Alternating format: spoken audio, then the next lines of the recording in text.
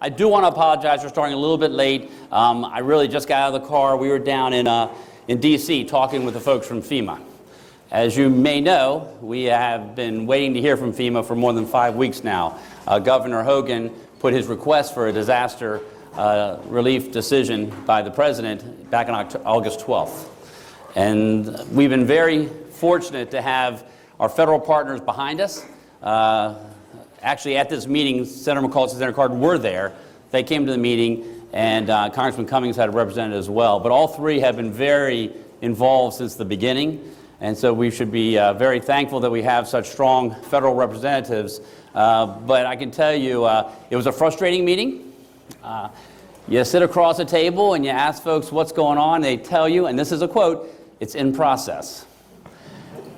And Senator Mikulski was not willing to take that as an answer at first. And she goes, "Well, where is it in process?" And the gentleman said, "It's in process." And she looked at him. I thought, well, I'm going to move away. and she kept pushing, well, what part of the process is it in? And then we got them to say that Region 3, Marianne Tierney is in charge of that for FEMA. They have sent their recommendation, or they've moved it on to the FEMA headquarters. So we know it's there, but they wouldn't tell us whether it's left the FEMA headquarters and gone to the president for his decision or if it's still there. And as hard as Senator Mikulski went, they didn't budge. And so that's all we know right now. But I did get the assurance from Senator Mikulski and Senator Cardin that they will call the Secretary for Homeland Security, which FEMA falls under, to try to get things moving. Because I know a lot of you are waiting, just like we are, to find out if we get that declaration, because that will unlock funds for a lot of different things, but also just give us some understanding of can we mitigate this for the future. And those funds will be instrumental and very significant if we're going to be able to do so. So that's why we're running late, and I apologize. Before we do anything else, I would like us to remember and take a moment of silence for the 3 individuals we have lost as a result of this flood. As you may recall, is Jessica Wasilla, Joseph Blevins, and of course our own John Pachlowski, who had an amazing memorial service for those of you. I know a lot of in the room were able to attend. What a tremendous family. So if you don't mind, if we could do about 15 to 30 seconds silence.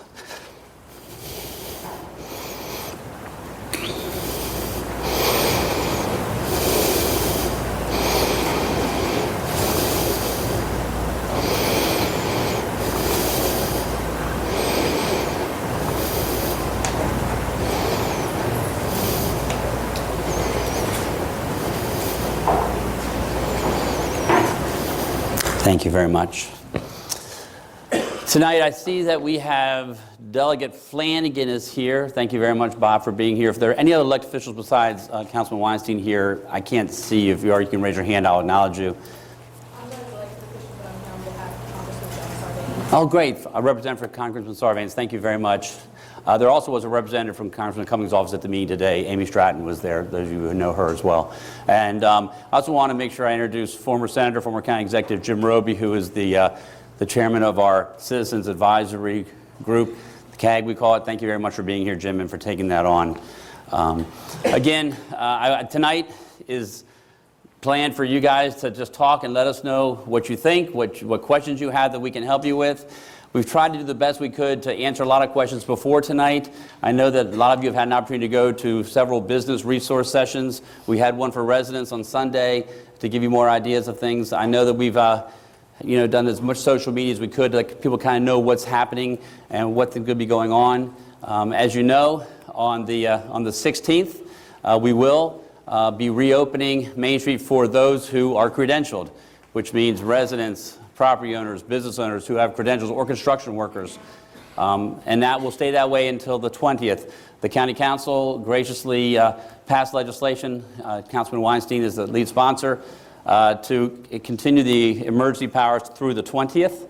And so we have, because of the response that we got from many of you, instead of just opening up to anybody on September 16th, we decided it'd be best to have that still only be for credentialed folks. And if you need to get credentials, you can go to the Roger Carter Center if you don't already have them. Most people have them, but from 7 a.m., I think, until the evenings. Then, come September 20th at 5 o'clock, we will open it up for anyone from the public, pedestrian traffic, to come through. Now, I think that may also include vehicular. We're going to be talking about that and giving you that information in the near future. But it's not going to be a place to drive. There's just going to be a lot of work still going on. So if someone's thinking they're going to drive through Main Street, they're crazy. We will hopefully, I think it's on the 17th, as our plan is to open up the bridge and let people go up Maryland Avenue and go out St. Paul. That'll be on Saturday the 17th. So we'll have that all information. I think we have handouts. I don't know if they were given out. Where they give, okay, you have them, Roberta, other people have them, so we can make sure you have those. But, you know, again, tonight's mostly for us to hear from you. You can have comments, you can have questions, whatever you'd like to do. Before we do that, though, I do want to bring up Councilman Weinstein. He can give you some comments as well. He has been an amazing person to work with.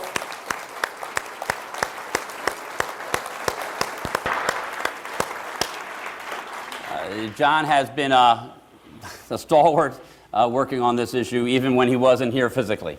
So I just want to acknowledge publicly all the work he has done and the help he has been to all of us in this room, me included. But I know he's been working hard also on that fund committee, and he might want to say something about that or anything else. And then after he's finished, if he will, we will do so. I think both of us should be up here to answer and to hear whatever comments you have. Yeah, John. great. Thank you very much, Alan. Hello, everybody. So I just want to start actually first by thanking the county executive and all the folks here in the county government. Some of you might know that this job with the county council is part-time, and I have another job. I haven't seen that job since July 29th, but what I do in that other job is help government organizations improve their performance. And I got to tell you, I've worked with a lot of government organizations, state, federal, local, and there is no better place in the country to work and be a part of than Howard County, Maryland, and led by this man, Alan Kittleman. Thank you very much, sir. Thank you. Thank you. Thank you.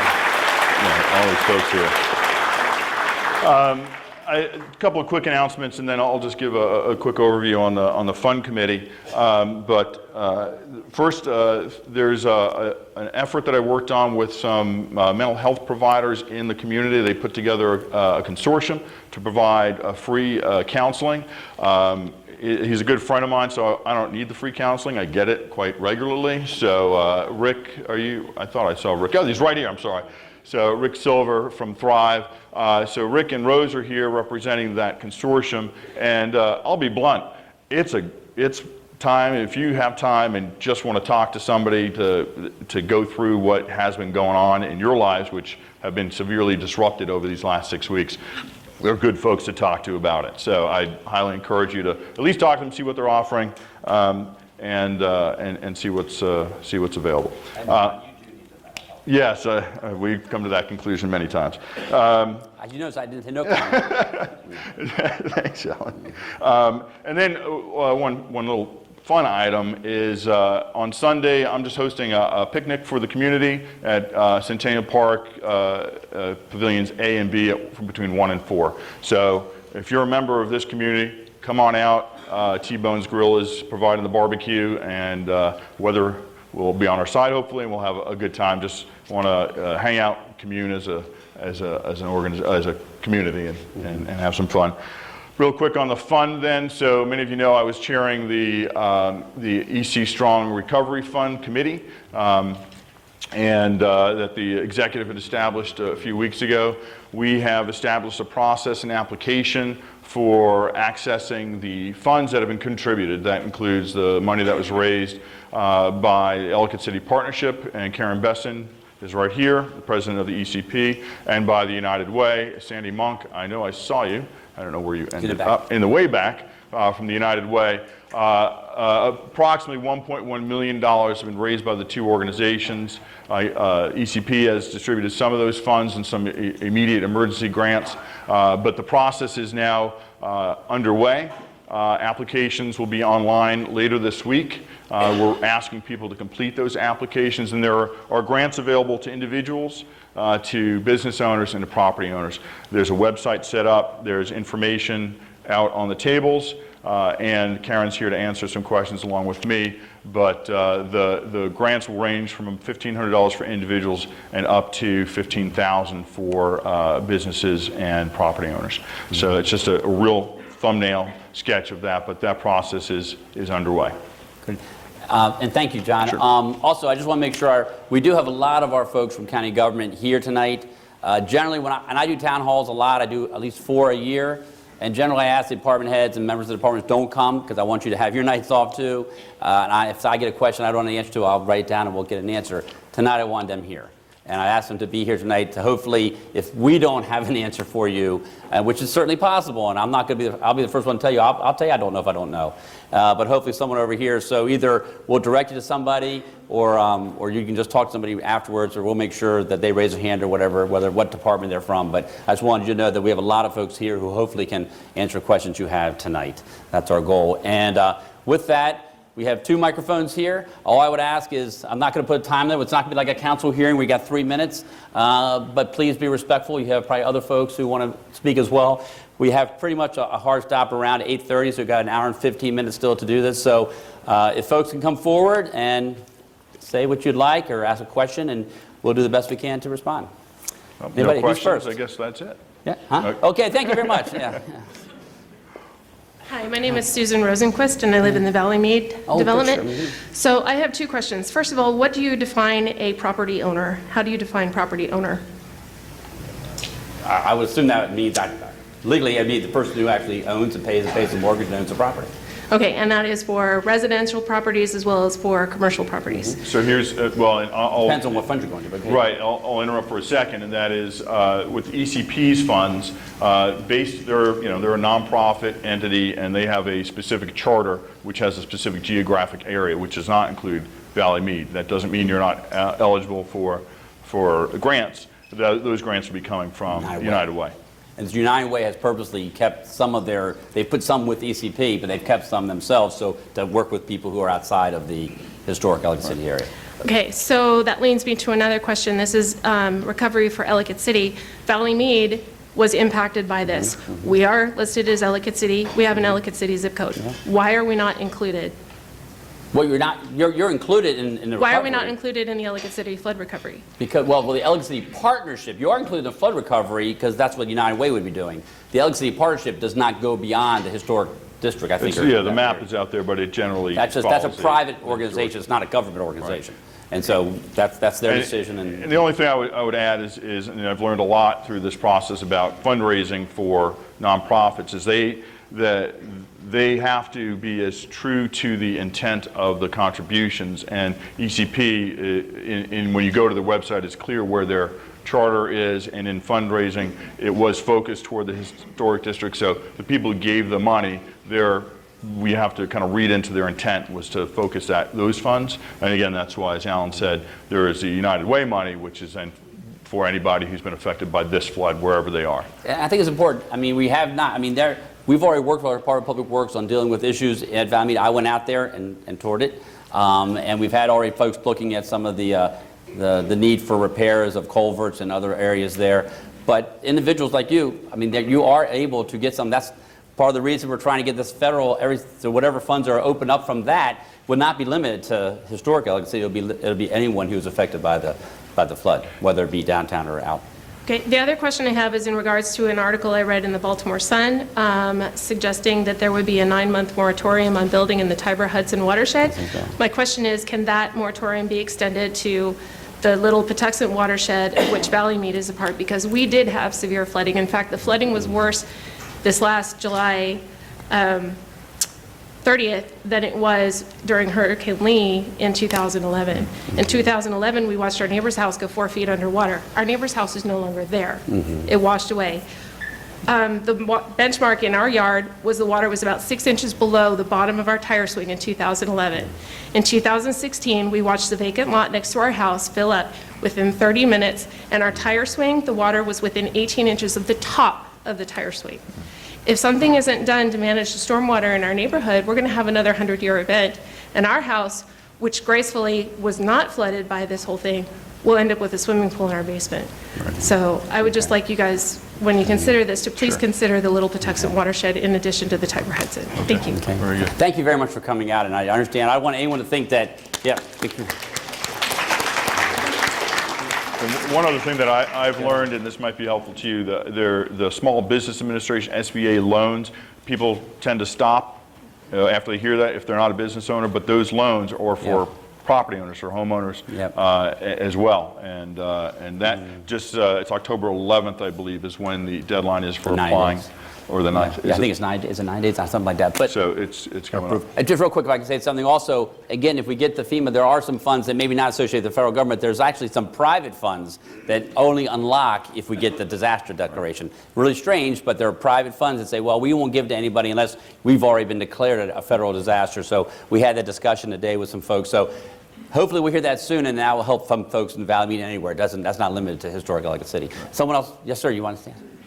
Yeah, and if anyone else wants to come up and they can line up or whatever, they don't have to wait to.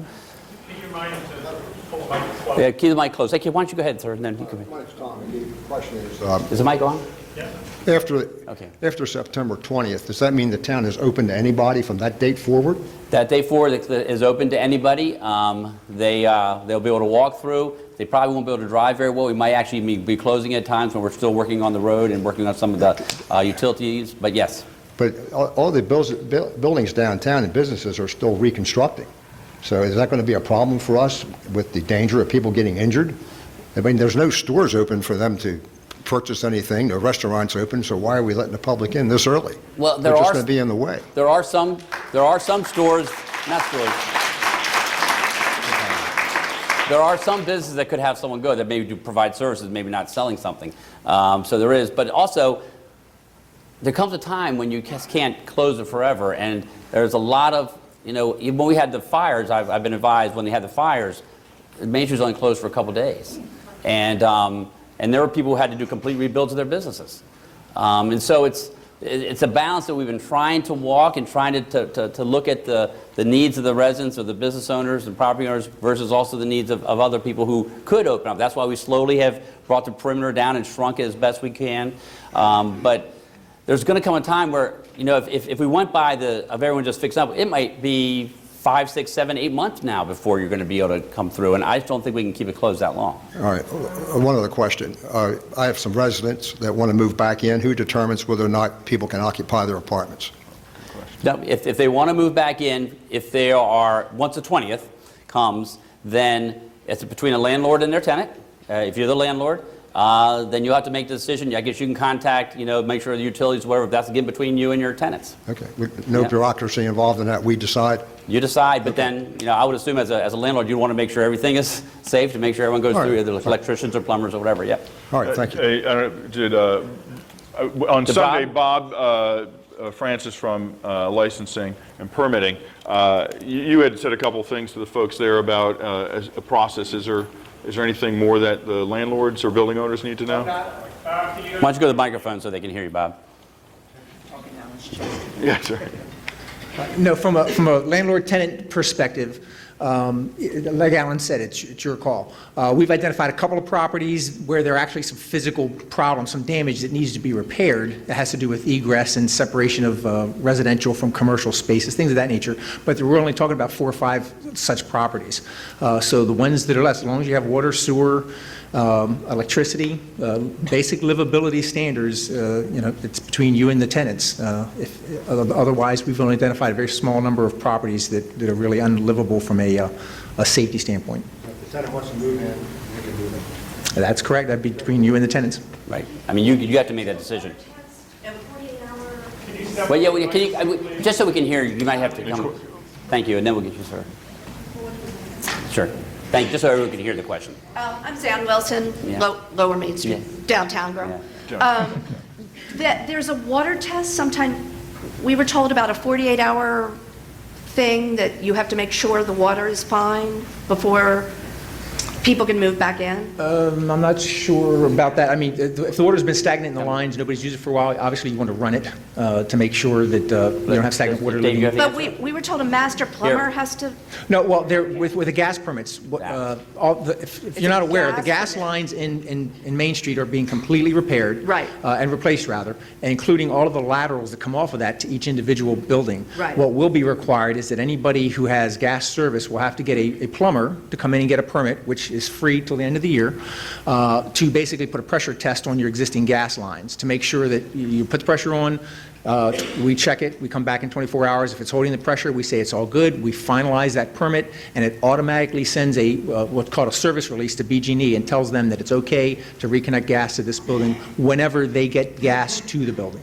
but presently, there's no gas down at Lower Main Street. As I understand, yes, that's correct. Right. But they're And- working pretty quickly. Do you have any kind of time frame? I thought October 1st was what I thought was for everything would be done by then, that's what I've heard. Is that right, Jim? Is it Jim? Yep, October 1st, that's what I heard, yep. Okay, thanks. Okay. But some could be sooner than that, of course, but October Right. 1st for everybody, yep. Yes, sir, you've been very patient, thank you. Yep. Mike Fowler's here, he's nodding his head as well again. Okay, Mike Fowler from BG&E is here. And you're saying October 1st? Okay. Okay. It's a process. Much of it is gassed up now. It will continue to be gassed up. Okay. Thank you very much, Mr. Fowler. Yes, sir. My concern is the loss of property and the future vulnerability of a future storm. I have a small stream behind the office or the building, and the retaining wall is gone. A lot of the land is gone, and I want to know what the possibilities are to do any restoration on the county, the state's possibility of putting up a new retaining wall and protecting the land for further flooding. Okay, well, thank you very much for your question. And yes, that is very much my desire. I'm sure John feels the same way. Our goal is to rebuild retaining walls, and that's, again, why we're waiting to find this declaration. There's also the United States Department of Agriculture has a program that also may help us with the channel and dealing with it. What's really nice about the Department of Agriculture, it's my understanding, is that it will allow us to use those funds on private lands as well as public. As some of you may know, that's one of the issues we've had with working on the stream, is that some walls are public and some walls are private, and how you can get the funds to do the private work when you're like, you don't want to bond and do private property. And so I think there's a good chance we're going to be able to do a lot of that, and that's certainly what we already are working on, hydrology studies and doing case studies and doing modeling of all the watershed, so that we'll be in a position to be able to recommend projects and have the community recommend projects that we can then look at how we can fund them if we get the assistance from FEMA that we're hoping we get and some other agencies. In other words, you're saying there's a possibility we may never get any help to restore this retaining wall or No. future flooding? I don't mean that. I'm just talking about for the future. We could do a lot more if we get help from the federal government. No, John Weinstein and I put together a historic Ellicott City flood group, mitigation group, that put together some ideas. In the first year that we were both in office, we put $2.5 million in the capital budget to start that process. After the flood mitigation work group met, they gave some more ideas. I think it was about $18 million is what the total cost was. We decided we would do that over 10 years. So we put another $1.8 million last year in the capital budget. So no, we have money to do some things. I'm just talking about the bigger fix would be we would need help from the federal government and other agencies. No, we will be fixing the retaining walls that are broken. Well, it's been washed away completely, Well, but we'll be I fixing it. also, I have a basement apartment in my building, and that was flooded all the way up to the ceiling, so the tenant was completely washed Yeah. out. Yeah. And I didn't know when it was possible to restart something, knowing I'm so vulnerable. And, but as soon as I could expect any help at all, would you want to make a prediction? A year? 2 years? Well, 6 months? I would think the retaining wall is gone completely. We would probably be working on it more quickly. But Your building is next to One Winebin. bin. Yeah, Yes. Dr. Right, so I think there's some work being done. There is work being done. I don't know if anyone here, Mark? Where's Mark? Mark, why don't you There he come is. forward and talk about that area, because I know you and I walked it.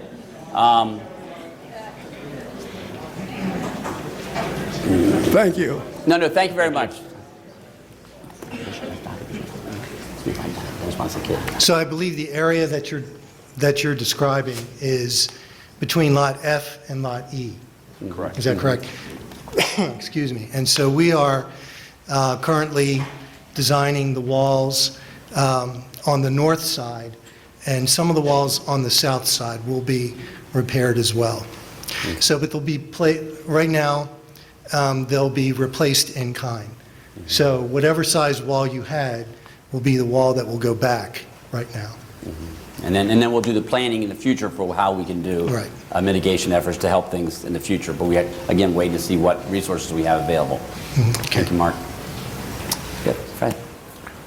And as he's coming up, Fred Dorsey gave a tremendous eulogy yesterday for John, so thank you very much.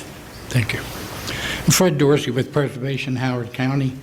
I have some concern and a certain amount of skepticism about the opening date.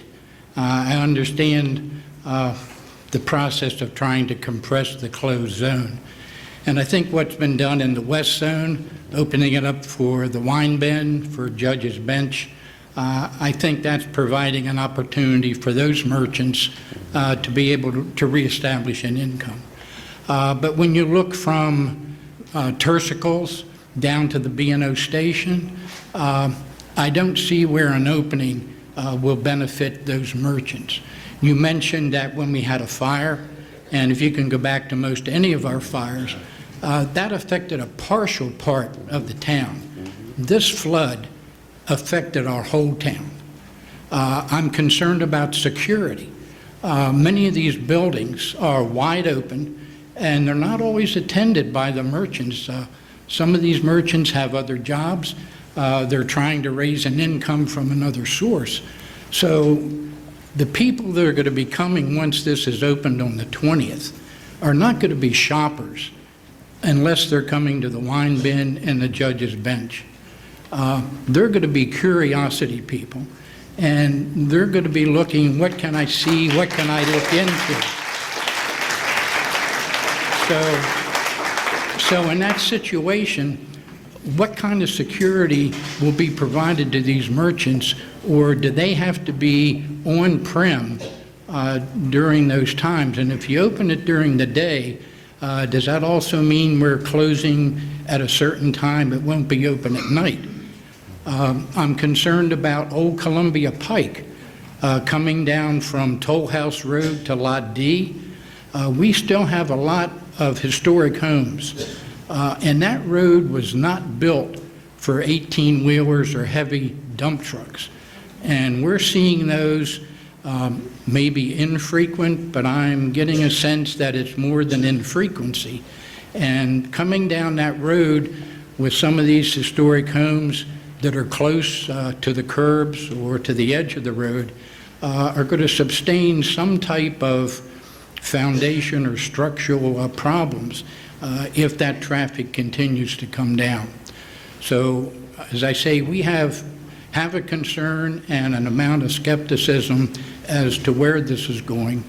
And I guess my last question, if you can remember them all, would be on the master plan.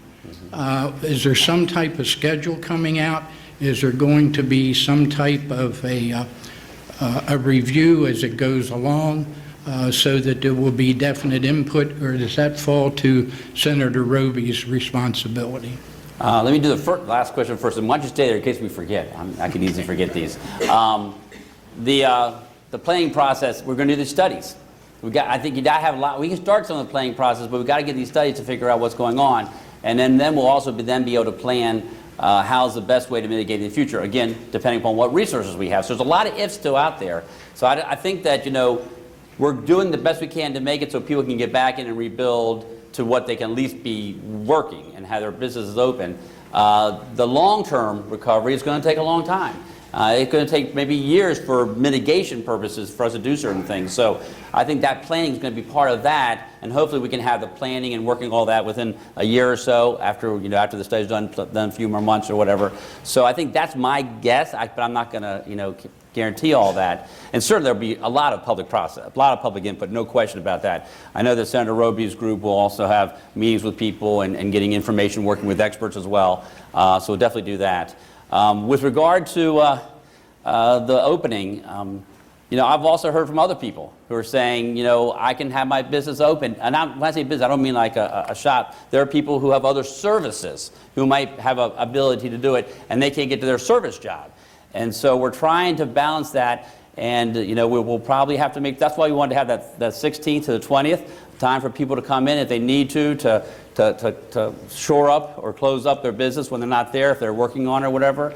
We're trying to do the best we can to meet all those responsibilities. So I don't know if you feel any differently, John, but you... Yeah, I mean, I think that it's sort of, at what point do you decide to open? Do you wait till like the 5th store can open, or the 8th or the 10th? And so, you know, sort of my sense, and in talking with some of the business owners, so they're working hard to get open as soon as possible, in particular for the holiday season, that they want to have that opportunity, and some are targeting October, some November, but even so, I think that's to pick a date other than what we have now, which is the 20th. But I'm not so sure it's a date, and I agree with you that we can't wait for everybody. Sure. But I think in the process of establishing an open date, I would suggest that you consult the merchants and first find out how many feel they could be open, and take that consensus of a date. And maybe it's the 25th of September, maybe it's the 1st of October, that you have a consensus or a number of stores that can open. If you're looking to say we open on the 20th, but you know the merchants may want to board their buildings up, let's don't put another expense to protect their building because we're opening early. They have enough of expense trying to do what they're doing now, rather than buy some plywood and close it up because I can't be there, but I don't want these people wandering around and trying to get into my store. The last thing I would like to do, John Bird was somewhere here, I saw him. He's over in the corner. Okay. Yeah. I think a lot of kudos need to go out to John's people. They were amazing. These gator drivers, you know, it was...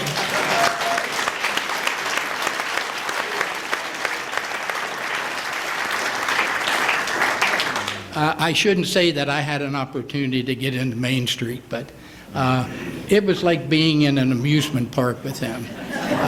But Hopefully they were driving very safely. Yes. Though. Okay. They were the most compassionate people. The way they reacted to some of these merchants who many times had seen their buildings for the first time, the emotions. And I think to a man and a woman in John's group, the way that they handled themselves and responded to the merchants was just amazing, John. We thank you. Thank you, John.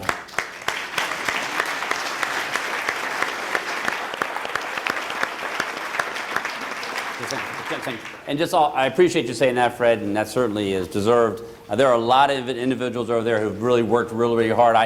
Not that I can say everybody, but I also want to call out the Economic Development Authority. I mean, this is not what they were trained to do, is to help in disasters. And Larry Tweel and everyone else in his office, I thought they did a great job trying to meet the needs as best as they could. They had a difficult job of trying to find out from us what they could do and find out from the business owners what they were allowed to get in. The same thing with David Lee and our constituent services working with residents. So I think everybody from county government really stepped up. And one person I should recognize for sure is Ryan Miller from our Office of Emergency Management.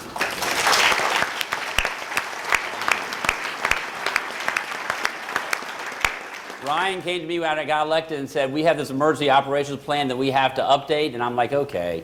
And we're working on it. He's meeting with all the different department heads, going through this and getting it all done.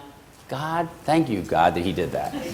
I mean, because I'm telling you, we may have looked like ants on an anthill going crazy, but everyone knew what they were doing. Every department, you talk about rec and parks, everybody knew what function they had, and they did it so well.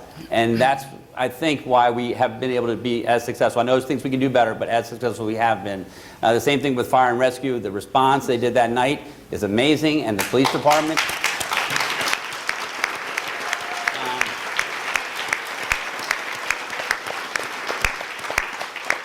We're just very fortunate. You know, I was born here, so I kind of got here by my dad and my mom's decision. But But a lot of us that moved here, I mean, this is a great community, and we have been an inspiration not just to the folks around here, but to people around the country, and that's because of you.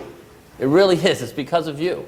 I mean, there are a lot of places that people like John and I couldn't walk down Main Street. We'd have been yelled and screamed and thrown at, rocks at, and you've never done that. You've been very understanding. You've been very open and letting us know what you think. We want to know, and that's how we can make better decisions, and that's why we're doing this tonight. But you guys have been incredibly patient, incredibly kind, incredibly understanding for a tremendous job that they had to do and that we all had to do.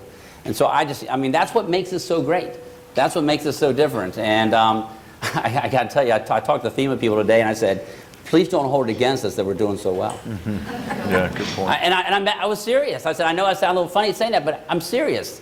There might be other places that are destroyed and they haven't got their act together and they're not fixing them. Just because we have our act together and we're doing a fairly good job, we could do better. Don't hold that against us and say they don't need our help. We do. We need your help. And so hopefully we'll find out in the near future. But again, thanks to all of you, because you made it happen to make us do so well. But Gretchen. Yes, so I wanted to add to the last gentleman's comments about the street opening on the 20th, because I'd like to point out, I think the street's been closed now for, 45 days, something around there. So I understand the county wanting to get things, the state of emergency lifted as soon as possible and try to get things back to normal as soon as possible. Excuse me. What I'd like to point out is that most of those businesses in the last 45 days have only been given a total of 7 to 14 days to actually do anything with their buildings. And we were denied access for the first 2 weeks. And then, like with many of the restaurants, such as my own, we literally had to rip everything out. And it took the entire 2 days to rip everything out and then get professionals in to do remediation. We were fortunate enough to get a few extra days because of where we were located, but most of the businesses through the center of Main Street haven't. So I know it seems like a long time to have the street shut down, but from a merchant perspective, we really have not been given ample time. We are still in a state of emergency. My space personally, I can't speak to everyone's, I don't have floors, I don't have walls, I don't have plumbing, I don't have electricity. And that's because I haven't been able to get access to my building and get, done what needs to get done. And I know several other businesses are in the same place.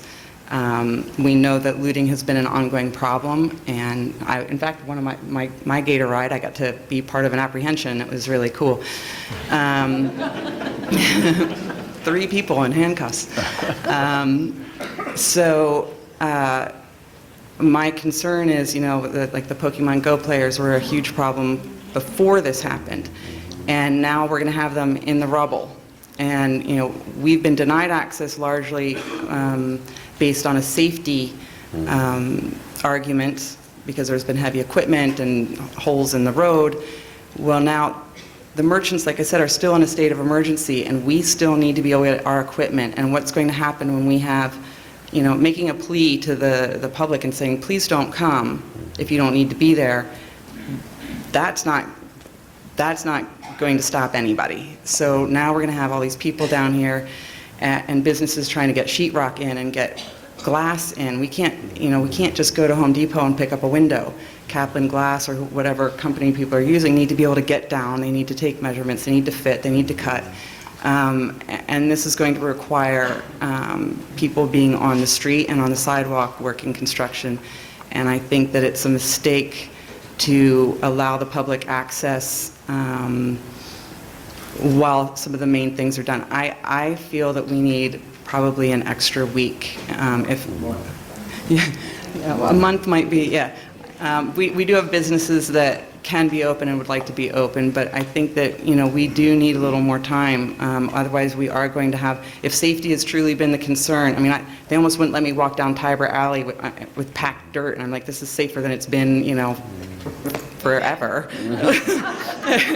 I'm like, what am I going to do? Fall down and skin my knee? Like, there used to be cobblestone here. So I can't even walk into the back of my restaurant because there's packed dirt in the alley, and meanwhile we're going to have the public down there with construction equipment that the merchants need. So I would just ask that we be given a couple more weeks to do what needs to be done if safety is a concern. No, I appreciate that. Gretchen, thank you, and thank those. And I think it's certainly, well, I'm hearing from you. That's why we have these things, so we can hear from you. And I certainly, after the meeting, John and I should sit down. We could talk about this because it certainly is something that requires the entire council to be on board with us. And so, you know, we work for you, and I'm listening to you, and we're listening to you tonight. And so, I mean, I got to tell you, I had heard some other things from other people saying, "Please open. We need to get open. We need to get open. We need to get open." So I've been kind of thinking, "Oh my gosh, we're going really slow." And now I'm hearing that we need to maybe slow back a little bit. So thank you. And so we can talk about that. You were right, Kelly. My name is Kelly Secret, and I am a resident. I wanted to thank you about the speed at which you've been able to put the town back together. It's moved far faster than I thought possible. And I wanted to address some of the concerns about opening up the town. One of the things that I think everyone needs to consider is it allows people to go home to those places that are safe. There are over 80 residents from Ellicott Mills Drive down to the bridge. And I, for one, am looking forward to going home. And we know as residents that we're going to deal with construction noise and some inconveniences, but we would very much like to go home, have a change of clothes, and just be home. And one last point is when you talk about security, that residents have long since been the eyes and the ears of the town. We watch over your businesses while you are sleeping home in your houses. And then they call me. Or we call Travis. So, but we do. We watch over the town, and the amount of money that an individual resident spends in this town is significant. And so please do not discount the residents. We want to go home. Thank you for all the work you've done. We appreciate it. Thank you very much. And thank you, Kelly. And as I'm thinking here, it doesn't need to be mutually exclusive. Yeah.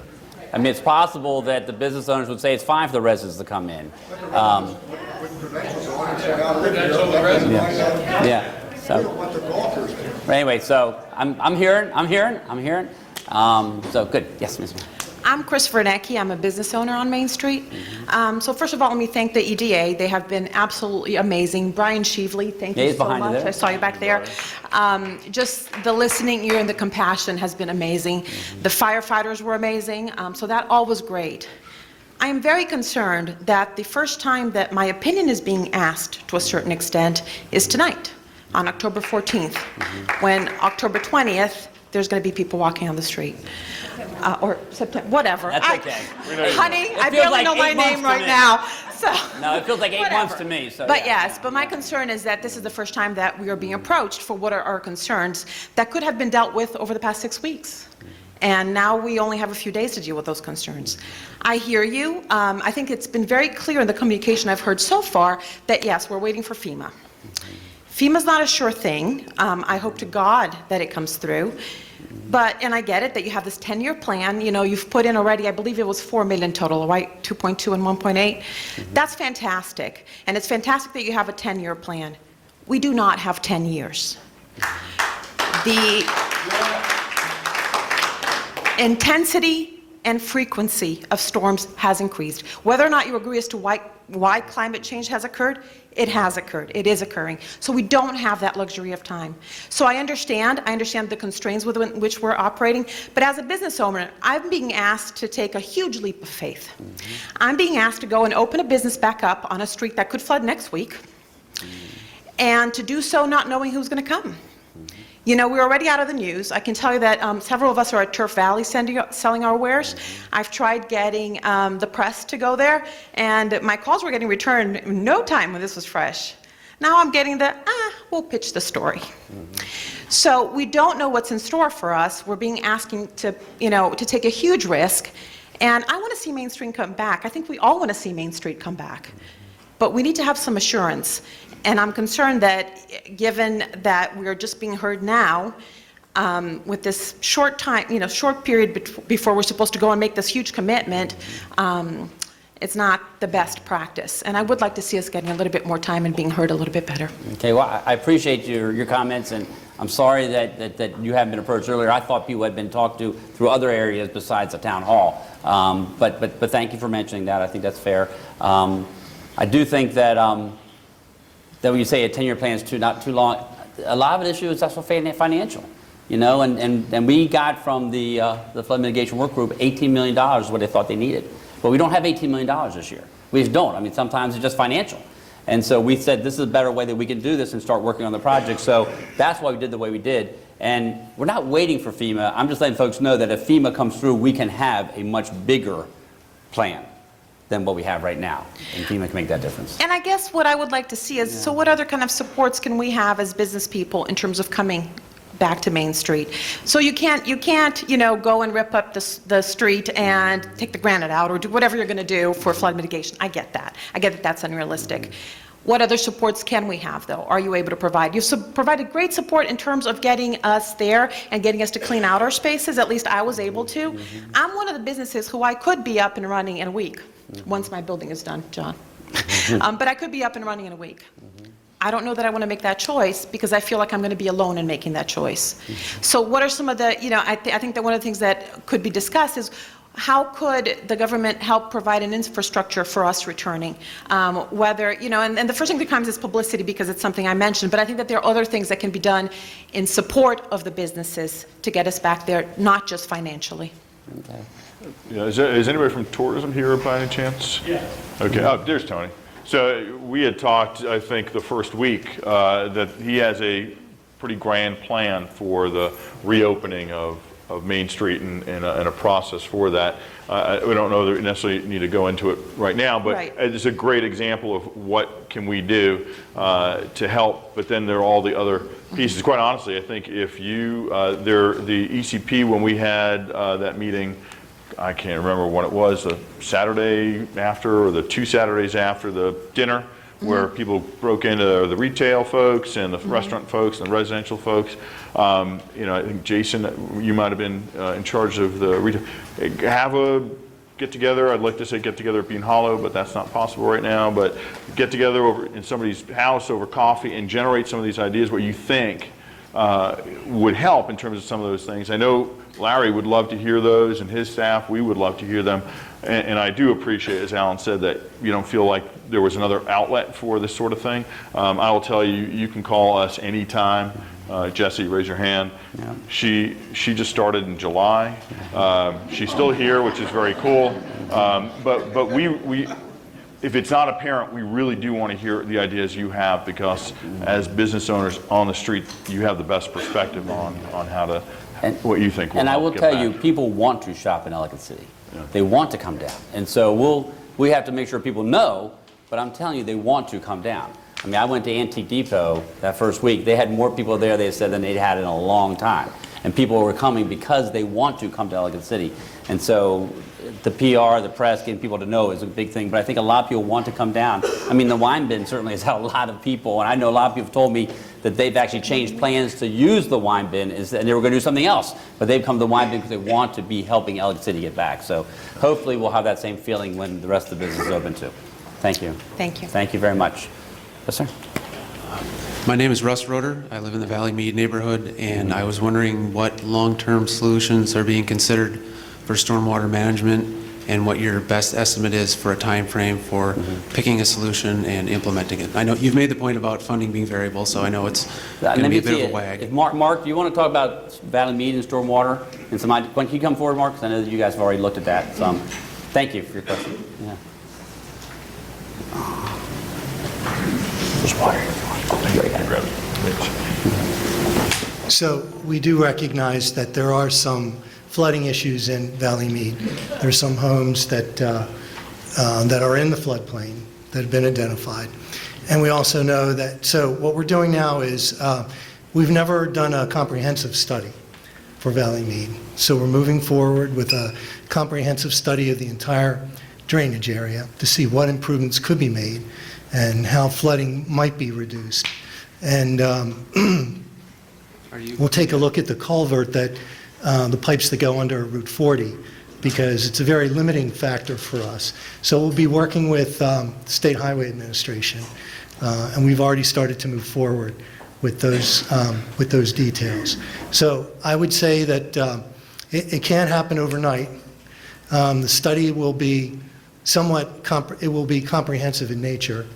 The first part that you'll see in the community, we have a consultant that will start shortly, that will go through the neighborhood, just to try to recreate the storm based on anecdotal accounts, so that we can see where the water went, what kind of damage on the property.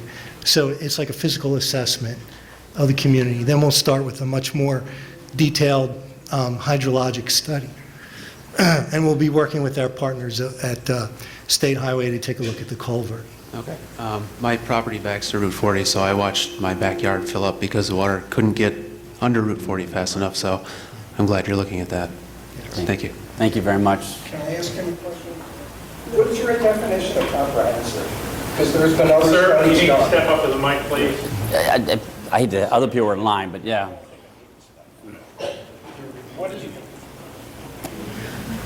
What is your definition of comprehensive? Because there's been other studies done through Valley Mead over the last 30 years. My uncle's house just flooded out.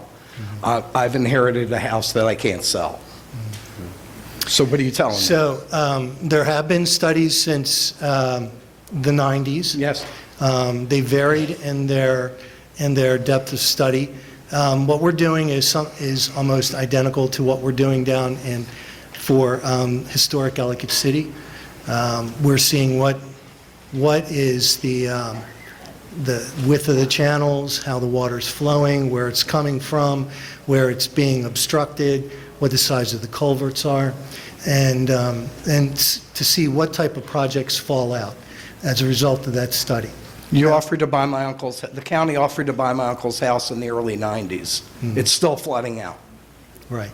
Well, I can't speak directly to that, okay? But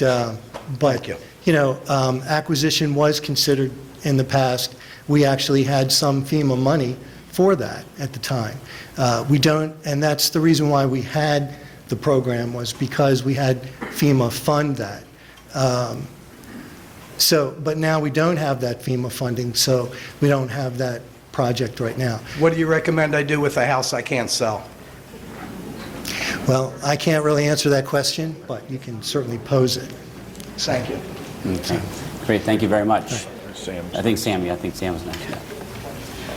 Hello, my name is Sam Coyne. I own a fine jewelry store on Main Street. And first I want to thank all the residents, because honestly it's a little refreshing to hear someone else's story. I'm a business owner, and until Kelly reminded me that she's not sleeping in her own bed, I kind of like, you know what? You're absolutely right. You deserve to have your own bed. So there you go.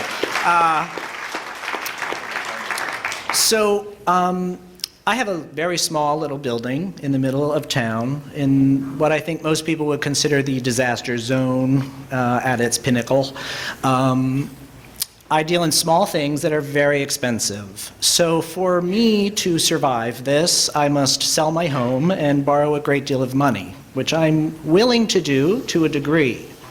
What I need to hear is that really big plan that no one is telling me about. What is the long-term goal of the community from an economic standpoint? What type of support will there be in place to help us head into the next 10 years? Because for me to be making these decisions now, if I do sell my home and borrow a great deal of money and then the town is not so good around me, I'm in a bit of a pickle then. So if we could introduce some of those types of informations at some of the meetings, like we're thinking about this and we're looking into that, just a touch of it. I think from a business person's perspective, so I've heard numerous times, don't come to town, don't come to town. Well, in advertising, if you say things 3 times to get people's attention, now we've been saying for a couple months now, don't come to town. But we're going to switch that to please come to town in 30 to 40 to how many days? That's a really conflicting message. So we have to come up with a solution there, and I'd like to hear what they might be. I mean, if you're talking about mitigation plans, are you talking about plans to get back up again, talking kind of like about the straight up tourism? business. Okay, it's like tourism, getting people to come back to Ellicott City. Again, I guess you'd already talked to Tony about doing stuff. I don't know if Tony wants to say, do you want to say anything what you've talked about? I don't know if you guys. Why don't you come here? Come here. Come on over. Does everybody know Tony's pretty new? Yeah, Tony Cordo is he's officially executive director, is that for the Tourism Bureau here in the county, and he Yes. came on in June? Yeah, well, a month before that, so. Unfortunately, we're not the only community to have gone through a devastating natural disaster. In Nashville, in fact, I've used that example a couple times, they had flooding a few years ago that was devastating to a few of their districts. And one of the best quotes they put on is that one of the best ways you can help these businesses, these small businesses, is come take a vacation here and spend your money here. We really have to get people obviously coming down and spending money at your businesses because that's the best way to help you. But obviously it has to be part of the bigger picture too. So when things open and when there's enough businesses open to get people down and that they'll come down and want to come back repeatedly because there's enough mass there. They're all questions that really need to be answered still. And I know you guys are working very hard at, there's so many parts of this puzzle. So it's getting there. And once we get to that point that everything starts opening up, we are going to very, very hard work at making this a big deal, that Ellicott City is back and it's better than ever, and that this is where you need to come to do your shopping, and this is the best place to come in the DC Baltimore metro area. And I've talked to the governor. He wants to make sure he comes. That's good publicity. Come back to Ellicott City as the restaurants open up, the businesses open up. So we'll continue to do what we can to promote it. But I also think, and maybe this was what you are asking, but I think it's also on the minds of folks, but what are we going to do to make sure this doesn't happen again? I don't want to sell my house and put money into a business that's going to have a flood in 5 years. I can understand that too. And that's a longer issue, and that's one that we have to deal with the community advisory group, the flood mitigation work group, and others to give us an idea of what we can do more quickly maybe than we did in the past. We had a 10-year plan. I understand that's a long time, but it does take a while to be able to do some major mitigation, whether that means to slow the water coming down the hill some way through retention ponds or something like that. I may have a parking garage if we could build sometime with a retention pond inside of it. So there's other things we can do to help also your investment be wise. So we can try to get people to come, but also try to figure out ways to make sure it doesn't happen. But we've been put in front of all of these resources that are immediately available for us. So SBA is one of them. They offer money, some with very low rates, some with very long terms. But the money I need, and the money many of us need, is a substantial amount of money. And we're being asked to fill out an application now because we have a window and it's about to expire. Do you really expect us to make that commitment when we're not getting that confident, this is going to be done and it's going to be done today or this day or something? Because all these little decisions seem to be bolstering and pushing things back. So instead of my confidence going, you know what, this town looks great this week. Oh, wait, we're delayed 3 days. We're delayed 4 days. Just give me a date. And I'll work backwards and determine if it's appropriate for me.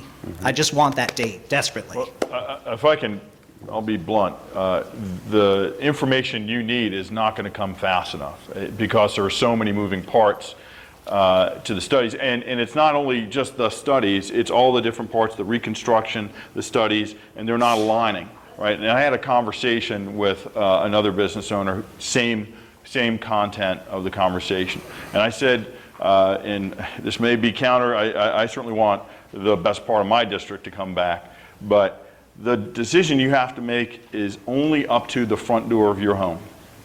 You have to look at what you have in your life and in your economic situation and your business situation and make the best decision you can with whatever information you have, as much or as little as we can provide, but what you have. And really try to separate out all this other stuff that's going on outside of your door. There was a friend to a friend, a business owner to a business owner conversation. Certainly not something I want to tell my constituents who own businesses that they should think maybe about not coming back, but I take the job of being your representative after the guy who shops in your store. That's the one side.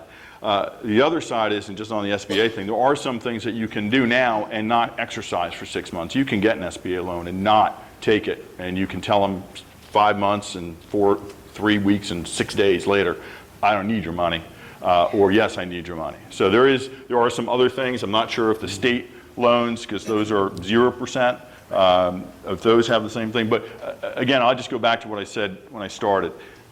All those things are just pieces of a puzzle that you need to look at, but I just encourage folks, look at all the things that are inside your home and, proverbially or whatever. No, I get it. and I get it. decide. I'm not really looking for, too many assistants. I'm Yeah. well-established. I run my business, cross my T's, dot my I's.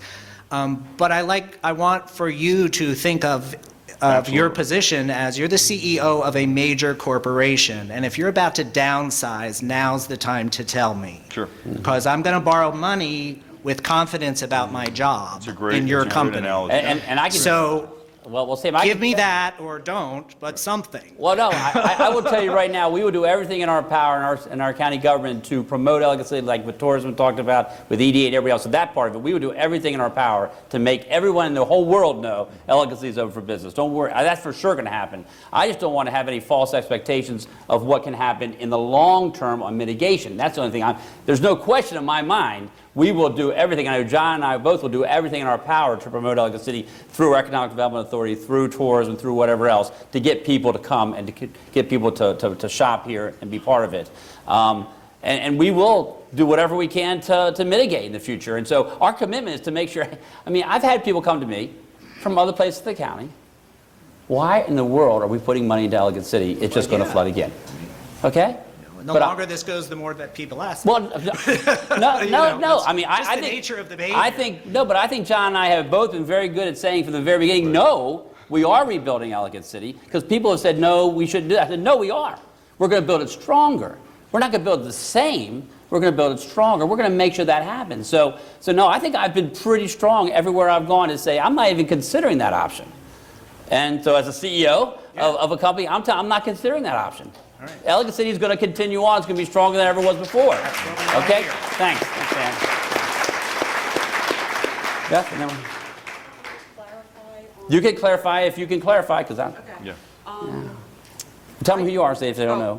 I'm Beth Woodring. I work for Howard County Economic Development, and I just wanted to reiterate the point that John made. With the SBA, there are basically, for businesses and property owners, there are 2 loan programs that are available. The one that has the sunset date of October is actually for physical property damage. And as John mentioned, you can apply for that loan, and if you are approved, you can defer that for up to 6 months. So even if you're contemplating it, it would be prudent perhaps to consider that loan. The second loan that is available is something called economic injury, and that addresses things like loss of income from not having your business open. The deadline for that application is actually May 10th of 2017. So I just want to make sure that the information is understood. In addition, the DHCD 0% loan up to $50,000 does not, to the best of our knowledge, have any sunset provision associated with it. That's Thank you, Beth. the State Department of Thank you, Housing and Beth. Community Development. Also, I had no, I should say, Karen Knight is here from Greg Fox's office too. So Karen, I want to make sure I acknowledge Jury here. Thank you very much. And also, I guess I misspoke. The credentialing is starting on the 17th, not the 16th, if I misspoke before. So, yeah. Yes, sir. My name is Carlton Ross, and I live in the Chatham Valley Mead area. I guess we've won the lottery a couple times because we had a flood in 2011, and then this time we only had 6 inches this past July.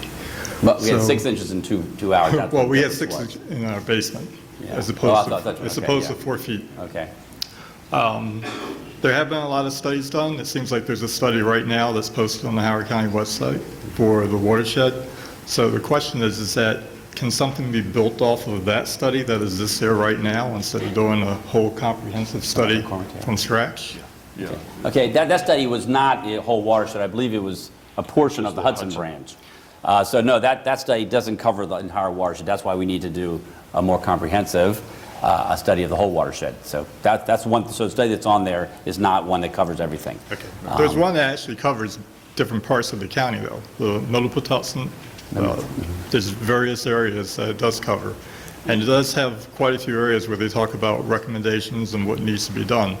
So the question is that what money's going to be spent for a report that is not finished, somewhat finished, or can stuff be built off of it instead of having someone go back through and reanalyze the whole system? Well, I know that Mr. DeLuca had come up earlier and addressed a similar question, that they are looking at the previous studies, but also doing more to updates. And I think it was the 90s. I don't know if that's the study that you're seeing on the website from the 90s. Yeah, this is the one that's actually dated November 2015. I don't know if, Mark, if you're familiar with one from November? If you want to address it, I can't address it if you're familiar with it.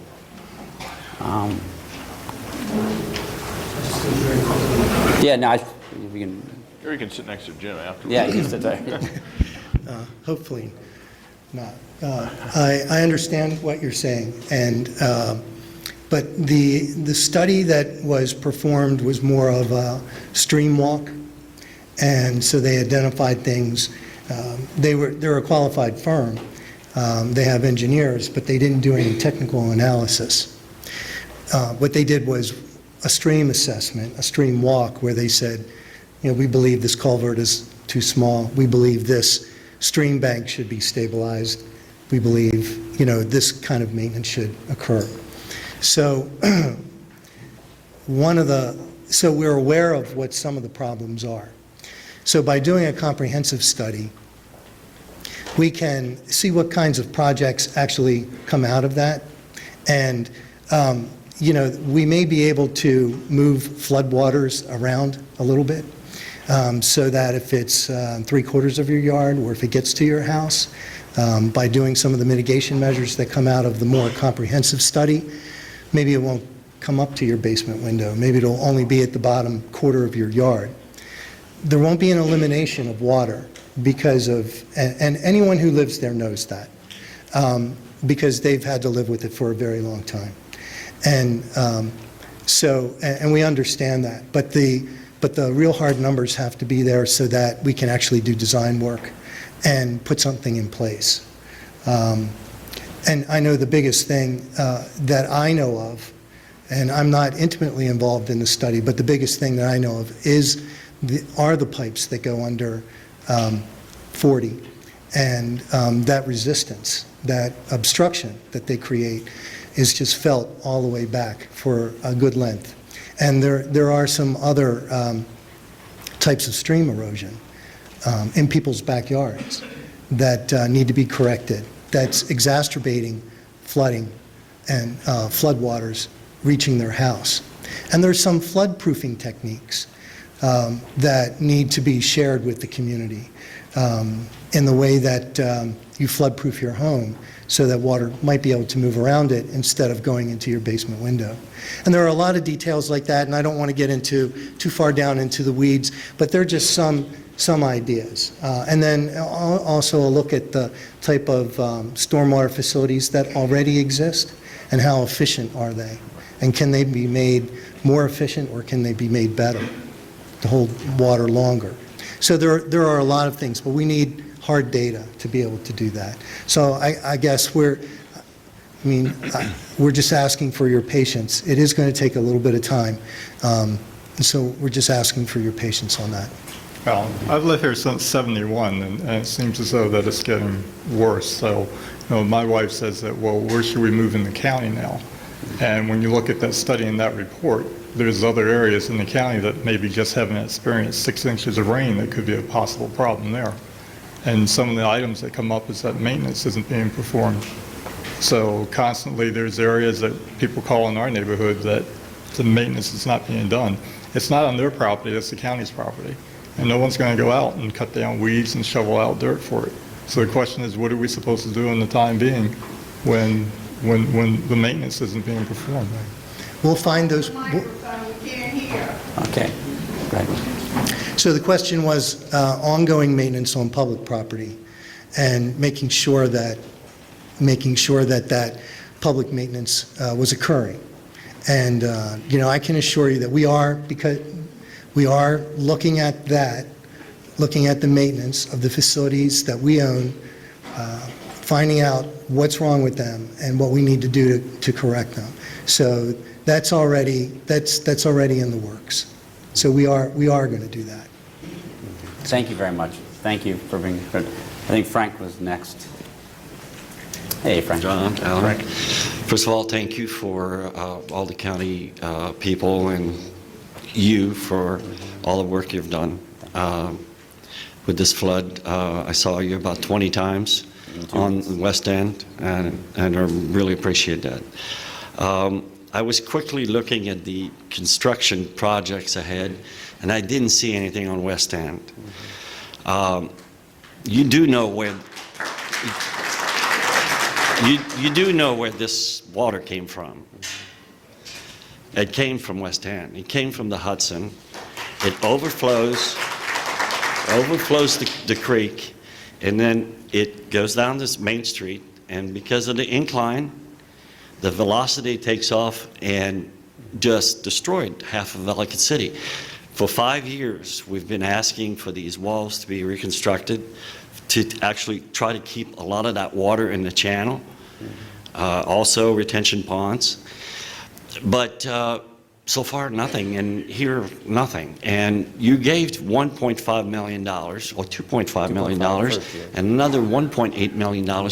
Can we use it to fix these walls, private property or not, to keep that water in that channel? I think that would really benefit the whole Ellicott City, not just West End. And then after that, we can start doing the retention ponds. There's a flood work group member that sent us an email yesterday showing some of the existing retention ponds. They have trees growing in them. So these little projects that could be done without FEMA's money could be done right now, and could be, you know, my wife tells me, came up with this, we're not playing Pokemon in Ellicott City, we're playing Russian roulette. And it's like, when is the next one coming? When is that next flood coming? And, you know, we're being asked to rebuild and rebuild. I don't want to, unless something is done there. Right. Thanks, Frank. I can understand where you're coming from, and we can sort of talk about the priority list and where we put that money. I know that the flood group put some ideas of things they want to do, and that's what I thought. That I'm not sure. I could go back and look at this. This might be more of what they're actually doing, fixing in downtown, just to deal with something like the sewer pipes and things like that. I don't think that's necessarily talking about the flood mitigation efforts. The 2.5 and 1.8, I think a lot of it will be going toward West End, and so, but we can talk. Let's talk more about that. But no, my goal would be to make sure we shore up those walls that I've seen that you've showed me. I think a good goal would be to do this in this year, in 1 year, before spring. Okay, we'll see what we can do. You brought it to our attention. Thank you, Frank. Yes, sir. And I know we only have 10 minutes, but let's take whoever's in line now. We'll certainly let you guys speak. And so if you want to say something, and you really have to jump in line now, so we can get you. Yeah. Okay. Richard Livengood, Dunlogan, and I also have a daughter who was flooded out in Ellicott City, or rather in Valley Mead. The first thing I would say for people who are private property owners is SBA is in town for one more day, and then they're moving on, right? Yeah, but I think you can still reach them. Yeah, you can still. You can still reach them, but if you want the ability to actually talk face-to-face with somebody, tomorrow's the last day. Right. I don't know where else you can get $25,000 at 1.5% with no lien on your property. So you might want to think about it. Yeah, I would agree. Second point, you've already answered. I mean, it's been obvious to people who have been living in Valley Mead that 40 is a dam. It's been that way for a long time, so you're working on that. Glad to hear it. The other thing I would say is that in addition to all these areas that have been affected by this particular rainfall, I think countywide, it's probably time to review all the rules and regulations relating to stormwater and how new development impacts them. I think that, you know, we have 139 years of rainfall data. In the greater scheme of things, that's nothing. We have no idea how much more rapidly these storms are going to come. We do know that they are coming more rapidly. And I think it would be prudent to think about how you establish reasonable requirements as development occurs to make sure that the amount of water that can be stored in those retention ponds is a little bit more than what the current requirement is. No? Thank you. Thank you very much. Good points. As the next person comes out, next person wants to come forward, is I know I saw him earlier, but I don't know if he's here. Mr. Bruce, is he here right now? He was here earlier, the principal of Veterans, and they were very kind to let us be here tonight, and we moved it from tomorrow to tonight because of the conflict with the planning board. So I just want to thank Veterans for being so supportive and the custodial staff here and everybody for helping us. I'm Angie Tersigal, and I'm just at this point where I'm trying to keep my eye on the prize. And so now, moving away from the federal, we have a couple of resources on the ground, like historic preservation, and I was able to meet with them yesterday, which was kind of fantastic, but they've been here for a few weeks and they don't have an office. You can't sit down with them anywhere to do work or fill out tax credit forms. And obviously that's frustrating, but my big concern is that without that, I feel like a lot of my friends are going to be missing out on these opportunities because she doesn't have the work resources that she needs either.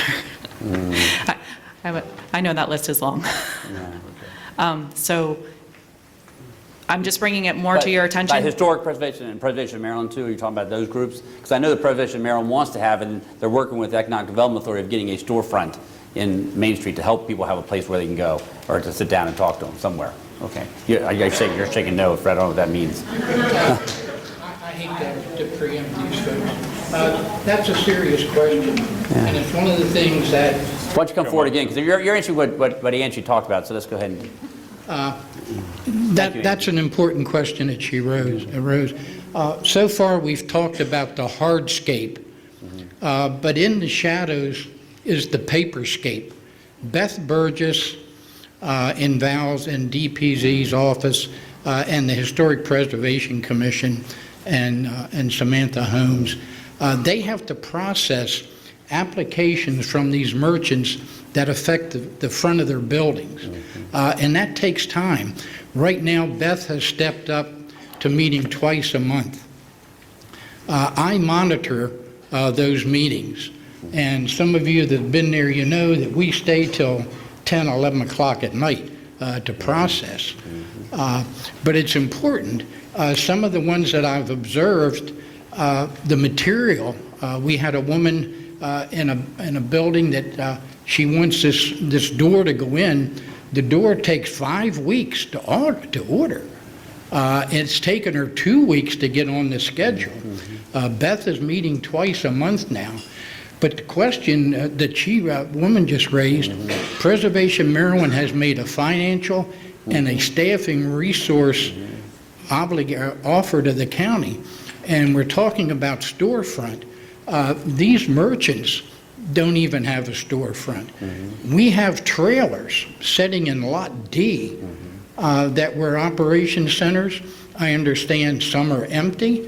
You know, why not, in a position that's kind of like center of town, open up that trailer and let Renee Novak get in there before the furniture is taken out and the trailers are moved. That's going to expedite what Beth has to deal with. It's going to make it much quicker for these folks to get through this paper network so that they can get on with opening up their stores. Okay, now we are looking at fine places. The trailers are actually going to be gone at the end of this week, so that's only not if really we an don't option. stop them. I think I would prefer if we could find another location, and that's what I know that. Larry, do you want to talk about that? I don't know. Come over here. Come on. This is Larry Tweel from Economic Development Authority. Good evening. So we still have, the trailers are leaving, I think largely today, right? So we want to open up the parking lot to give it back to the town. We still have some temporary space in the visitor center, thank you, Tony. We have a desk there where we're actually on the street, but longer term, as we give the visitor center back to tourism so they can operate, we are looking for space on Main Street where we're going to have business assistance with our Small Business Development Center, Preservation Maryland, so we have those resources on the street. So that is in process, but temporarily, until we get that, we still have a desk in the visitor center. So those resources are on the street. Okay, good. Good. I think this gentleman first. Yeah. Thank you, Fred. My name is Jeff Dreyfus, and I have I own a building on Main Street in Ellicott City. My water problem is not the water problem coming down Main Street. It's a related problem to that, but the water that is causing my problem comes from the back of our building. Behind us, there is a church. Behind that is Church Lane. And the water comes cascading off of Church Lane, comes down the church property, and all of the neighboring properties have diverted their flow onto my property. We have a drain that used to be able to handle the water that came off that hill. It no longer can, and the water is getting into at least one of our shops. My question is really twofold. One is concerning what could be done to divert that water somehow so that we don't have the impossible job of having to deal with, in the wintertime, if that water is coming down the stairways that our tenants use to get to their properties, that's going to freeze solid, and that area is going to be impassable. But the other problem is somehow that water's finding a way into our building. And I really need an expert, a contractor who deals in this kind of work, who has some expertise with finding the way the water is finding its way into the building. It's probably not that complex a problem, but we need somebody that knows what they're doing. It's easy. So you're looking for a contractor that can help give you assistance in finding out what's going on, how Right, it works. and dealing with the drain and trying to determine how that water could be diverted away from. Yeah, I think that the additional issue is the Church Lane drainage, and I know that DPW's been working to either replace and or repair and maintain some of those drains there. So there might be a couple of things. So make sure we have your address. And I think I know what your building is, but I don't remember all the numbers on the building. So The water is coming off at Church Lane, Right. but Yeah. I'm sure that it's water that's flowing from much higher in Ellicott City. No, it certainly is, and we certainly need to include in what we're working on Church Lane and Emery Street and all those houses coming through. But your other point, though, I don't have a list of contractors who maybe would be good to talk to, and I didn't know if anyone else has those type of lists. I didn't know if the partnership has anything like that, but maybe we can talk to even Economic Development Authority. We can have them. Larry, can you maybe talk to him? Okay, afterwards. Okay. Thank you very much. Thank you very much. Hey, Don. Well, as you know, I have a property and a retail store in Zone C, as in catastrophe. And I have to come back to what Gretchen raised about this access issue, because I'm not sure that everybody fully understands. To my knowledge, and I hope I'm wrong, in Zone C, I don't think there's anybody that's available to open at this point. Restaurants, merchants, residences, nothing. So you have an empty area now that's going to have 24/7 public access. So we have real concerns about security. My tenants have real concerns about their apartments, which will not be available for them to move back into now for some weeks. So is there going to be toilet facilities for all the tourists? Are there going to be parking? Where are we going to park if we get disaster tourism here? And I think you need to understand that there's been a tremendous frustration, because if you look back at our access in that area, the last period of access we had, we were told you can't bring contractors in to do work, only estimates, as you may recall. So this Saturday is the first day that we could bring in a contractor who's willing to come in on a Saturday and a Sunday to actually do work, only they can't bring their vehicle in, only momentarily. So it's been, and we understand the safety reasons why that's been so, but the problem is we don't have the opportunity yet to add meaningful access with contractors who can get to our building, a glass company that can pull their truck up and actually replace the glass that will secure the apartments or the stores. That hasn't happened for us yet. So, and trying to bring somebody in on Saturday and Sunday is not going to make that happen for us either. So what we see happening next Tuesday is for us just a nightmare, because we won't have security. They're going to have access to all of our property that's in there, you know, and some of us still have things. So I'm not sure that you all understand, because there are other businesses that have had more access than others. But for the majority of the merchants in that area, we just need, you know, maybe a week or a week and a half where we can actually bring people in to do work without worrying about who else is getting into our business. So I guess my question is, besides that, is what are we doing about facilities, security after dark? I mean, as far as I know, this is now 24/7 access. Is that right? That would be true, and we will have police officers there on foot patrol as well. But you're right. That's what we're talking about doing now. But I will tell you, after hearing tonight, I think it's something we need to discuss and talk about, and that's again why we have these, so you guys can let us know. But I just want to, you know, we hear from other people the opposite, saying that they want to open up. I think this is a great opportunity to poll the merchants, at least in that. I can only speak on that block. Right. But I can tell you. I hear you. I hear you. I don't know who says, please come down, because there isn't anybody in Section C. Okay. Okay. Thank you. Thank you. Thank you. Thank you. Robin. Hi, my name is Robin Holiday. I own Horse Spirit Arts Gallery. I'm in the evil zone that was affected, and I lost my first floor. So, two questions for you. The first one has to do, I think it's interesting that the psychics left a couple weeks before the flood. But it's actually related to my question, which is Sam's point, and it has to do with who comes in next. So we have businesses that are leaving, and as a landlord, I'm not one, but I can imagine you might be hurting too, and you need to rent your space. And I know all the landlords get to rent to whoever they want to, but it ties in with tourism, and it ties in with who comes to our city in the future. And I hope that something's happening through the ECP or something's happening through tourism that's a conversation with the landlords that says, please be mindful of our future and who you bring in as your tenants. Well, I've had that conversation, I'm sure John has too, with some of the larger landlords that you might be talking about, yeah. Okay, because I am staying because other stores are staying. Sweet Elizabeth Jane's is staying, Bean Hollow is staying. That was dramatically influenced my decision to stay. But if I'm going to be surrounded by businesses that, okay, so you understand my point. I know exactly what you're saying, Okay, second question has to do with insurance. I had flood insurance. I had an agent who sold me flood insurance through FEMA, and FEMA doesn't cover art.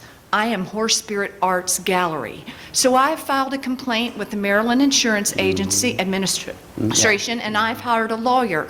And what I have learned is the Maryland Insurance Administration doesn't really have teeth. They have some say. So Mr. Kittleman, I hope that you'll take this issue up higher. I know insurance companies give a lot to PACs and they give a lot to candidates, but I cannot find a governing body over them that has some jurisdiction that could take their license away, that could do something.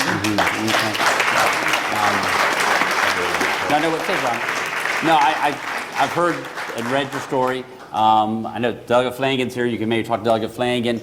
Since it's a state, of course, a state issue more than a county, we don't control the insurance regulation or agencies and all. But yeah, I got to tell you, I was horrified to find out that people were buying insurance and being told, oh, it doesn't cover what's in the basement. It doesn't cover what's in the basement?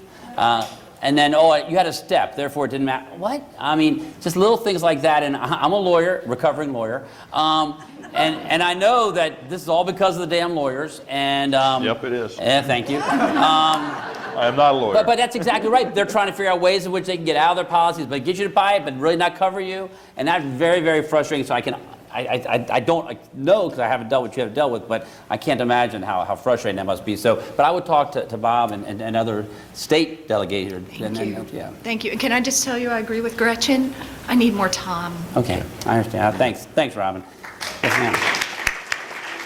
Hi, my name is Julia Havrillo. I live on Fells Lane, and fortunately, we came out pretty well, but I did watch my creek overflow its banks and head right on into Main Street, as the street as well.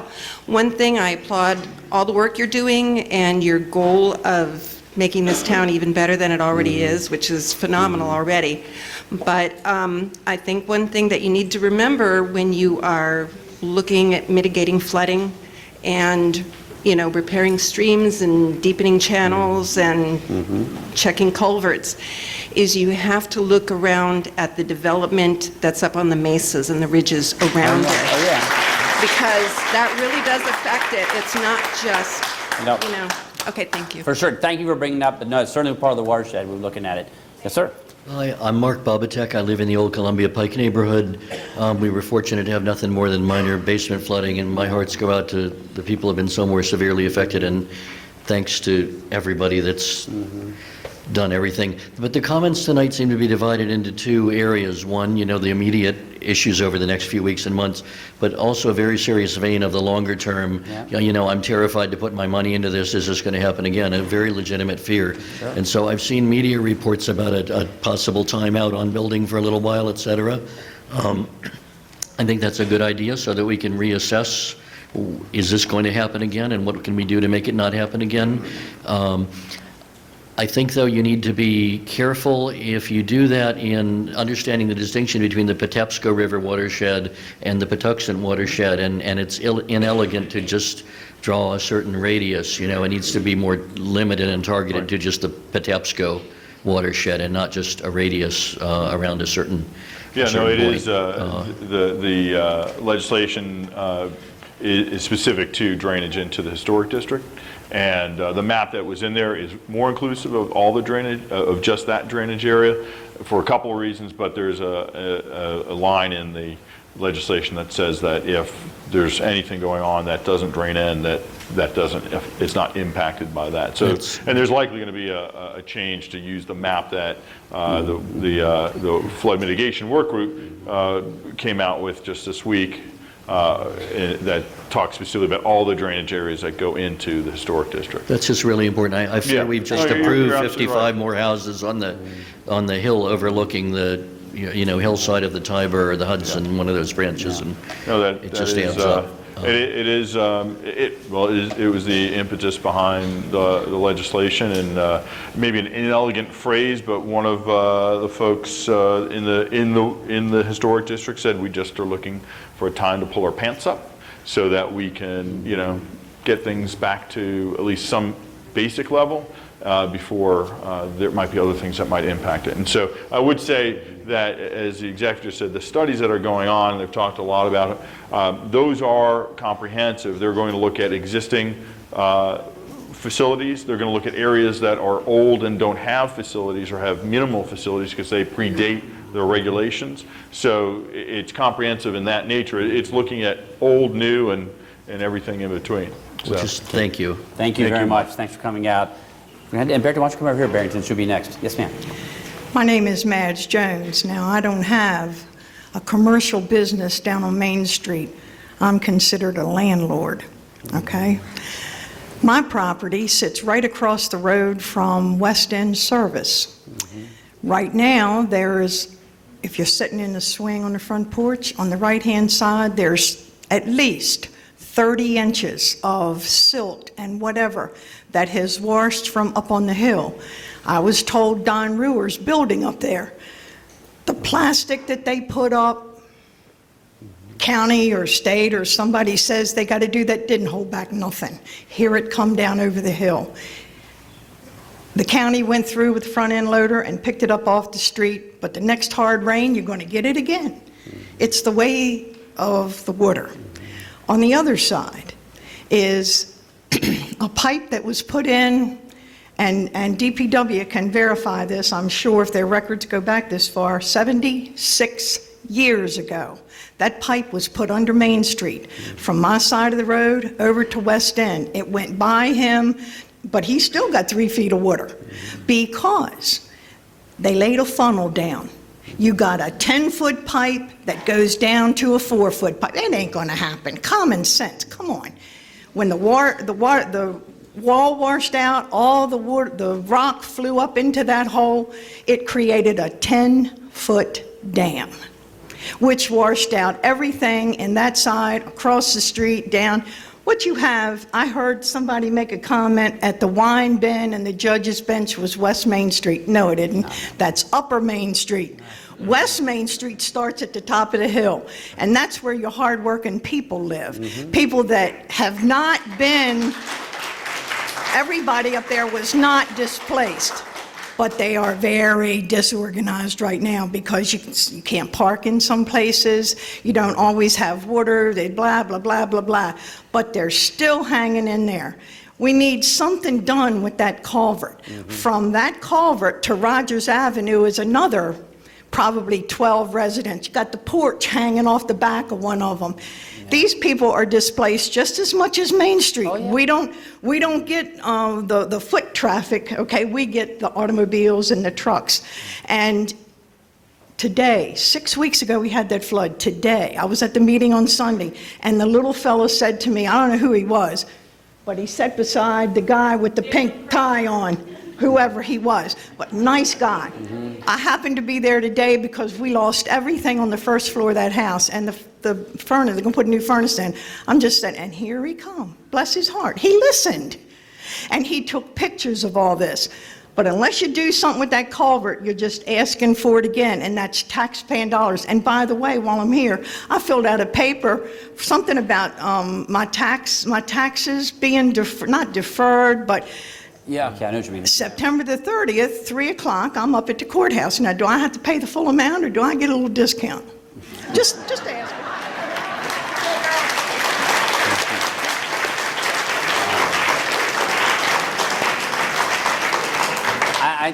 On the first topic, I can assure you that we'll be looking at that culvert, because I saw that, of course, when I was there as well, and we'll be looking at all those things.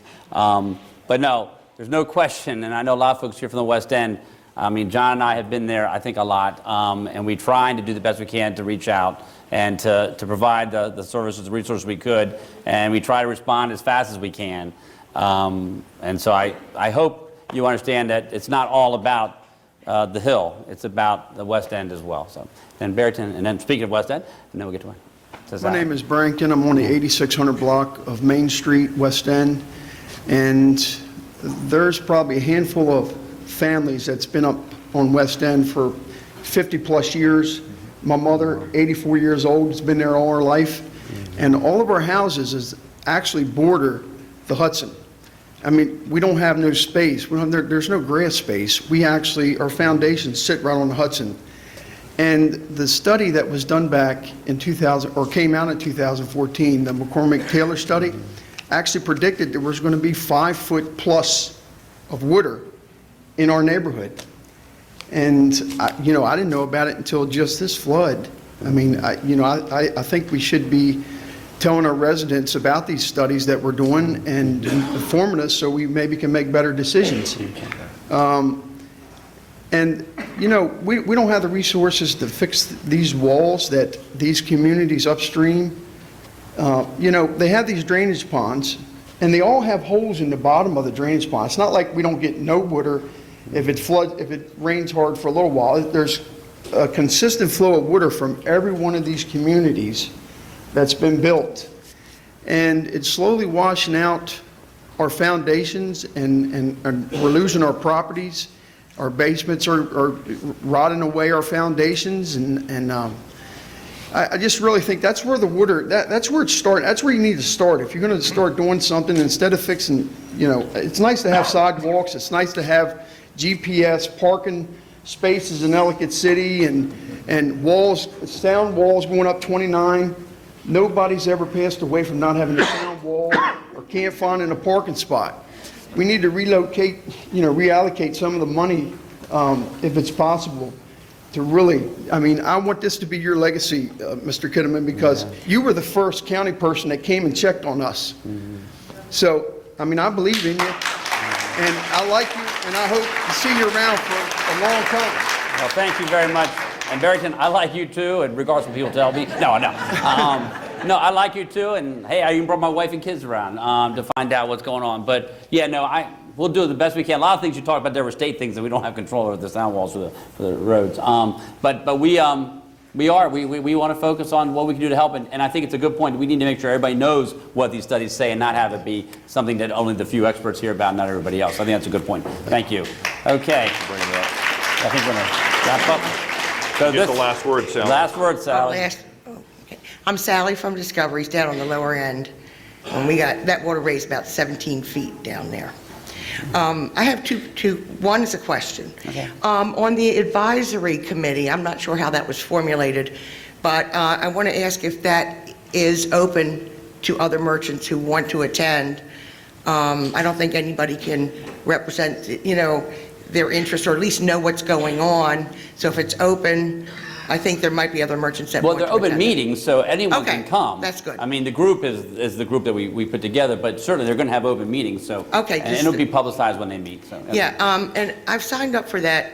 It says on the Howard County website, click here to get emails. I've signed up on that thing like 5 or 6 times and have gotten 0. Really? Never one. Then we should talk to either J-Tab over there, if David's here, I don't know. Because information is everything. Yeah, sure, of course. The other thing is that a lot of my fellow merchants have been very eloquent and very direct about their concerns about opening on the 20th. As I understand it, we had an original state of emergency declared for a week. That's all I could do as county executive, I can only do it for a week myself. So the county council met, as if I understand correctly, until the 20th.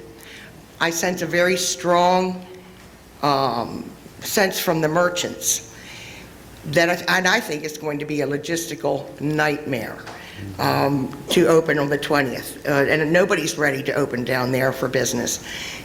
What is keeping you guys from reconvening the council and extending that state of emergency? Well, actually, Sally, they actually made the 20th, and this was John's idea, was to make it the 20th on purpose because they do meet again on the 19th. Yeah. And so if for some reason there's a decision to change kind of what we planned so far, we could be talking about that. Oh, great, Yeah, okay, the so original there is plan a was, possibility. we extended specifically past next- Monday I got because you. Monday would allow us to have additional conversations and Yep. start. Honestly, That's- there was a conversation is let's Yeah. roll out the plan and start seeing where it is, and then we can make a decision. And it's a collaborative process. I think legally, and actually our lawyers are here, that the executive has to request, and then we can extend, but we can't, So but I'm we'll just work hoping together that to- after listening tonight Yeah. to the sentiment, that option No.